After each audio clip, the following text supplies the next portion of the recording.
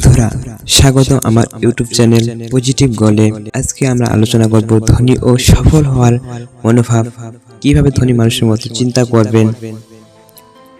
আমাদের জীবনটা অনেকটা নির্ভর করে আমাদের চিন্তা ভাবনার উপর। ধনী ও সফল মানুষদের বিশেষ কিছু মানসিকতা থাকে যা তাদের সাধারণ মানুষদের থেকে আলাদা করে তোলে।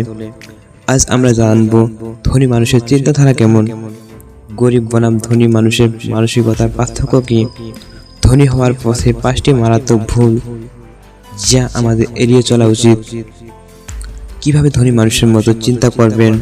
ধনী ও সফল ব্যক্তিরা সাধারণত কিছু নির্দিষ্টভাবে চিন্তা করেন যা তাদের এগিয়ে যেতে সাহায্য করে। সমস্যা নয়, সমাধান খোঁজা।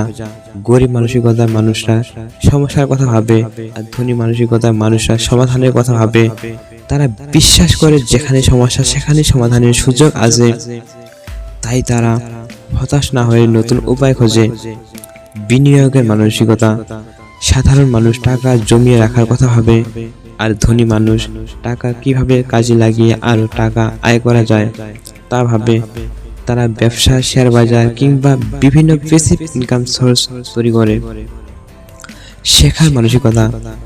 ধনী মানসিকতা মানুষ প্রতিদিন নতুন কিছু শেখে। তারা বই পড়ে, ভালো মেন্টর খোঁজে এবং নতুন দক্ষতা অর্জন করে। সফল হতে চাইলে শেখার অভ্যাস গড়ে তুলতে হবে। দীর্ঘমেয়াদী পরিকল্পনা। অনেকে শুধু আজকের লাভ লোকসান নিয়ে ভাবে, কিন্তু ধনী ও সফল মানুষ দীর্ঘমেয়াদী পরিকল্পনা করে। তারা জানে আজকে ছোট পরিশ্রম ভবিষ্যতের বড় ফল এনে দেবে। ধনী হতে চাইলে চিন্তাধারা বদলাতে হবে। সমস্যা নয়, সমাধানের দিকে মনোযোগ দিতে হবে। শুধু টাকা জমিয়ে রাখা নয়, বিনিয়োগ করতে হবে। একাধিক ইনকাম সোর্স তৈরি করতে হবে। সময়কে সঠিকভাবে কাজে লাগাতে হবে। তুমি যদি সত্যি ধনী হতে চাও তাহলে আজ থেকে ধনী মানসিকতা গড়ে তোলার চেষ্টা করো। ধন্যবাদ।